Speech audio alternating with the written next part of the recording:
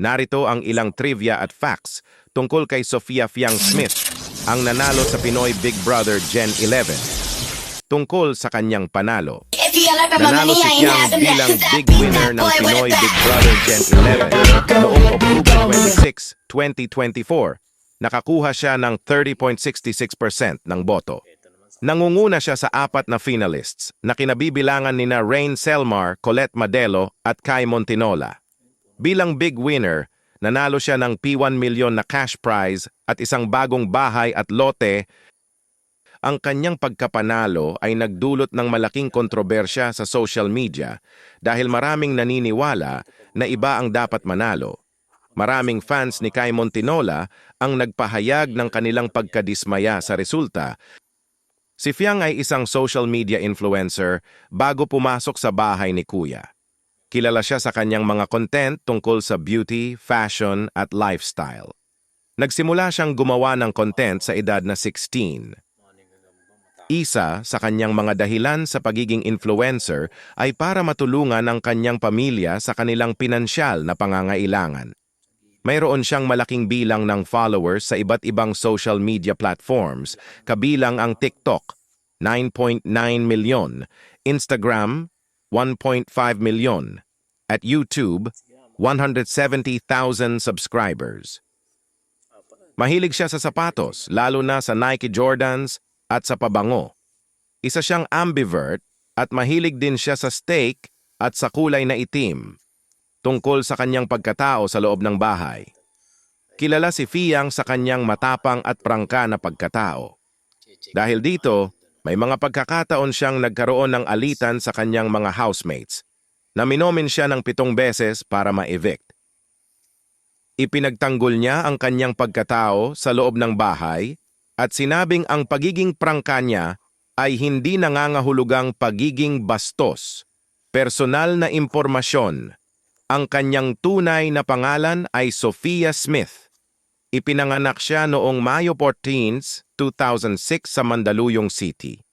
Nag-aaral siya sa Jose Rizal University. Mayroon siyang kapatid na lalaki. May mga tattoo siya sa kanyang leeg, kamay at likod. Minsan siyang naninigarilyo.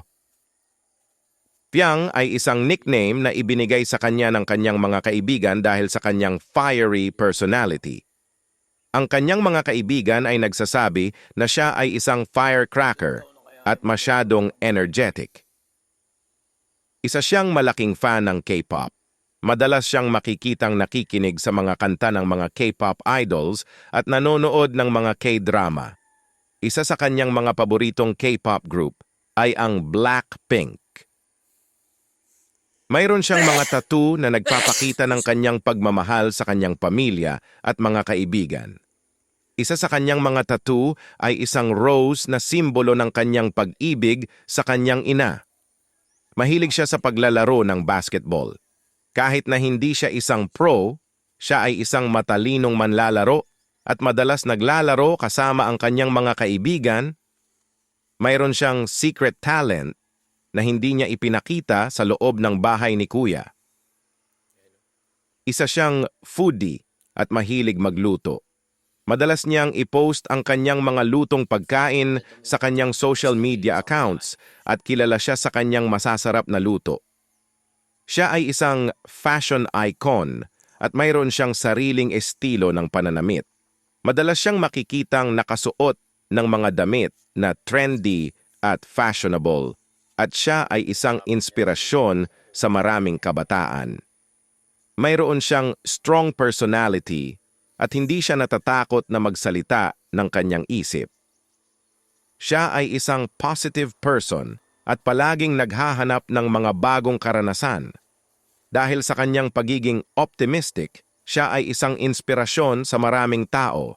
Siya ay dedicated sa kanyang mga pangarap at hindi siya susuko sa kanyang mga layunin.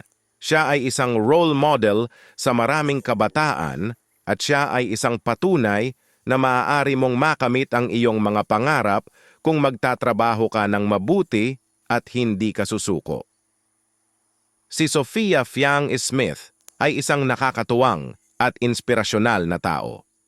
Maraming tao ang nagmamahal sa kanya dahil sa kanyang pagiging prangka, matapang, at masipag. Sana ay mas marami pang tao ang makakilala sa kanya at sa kanyang kwento.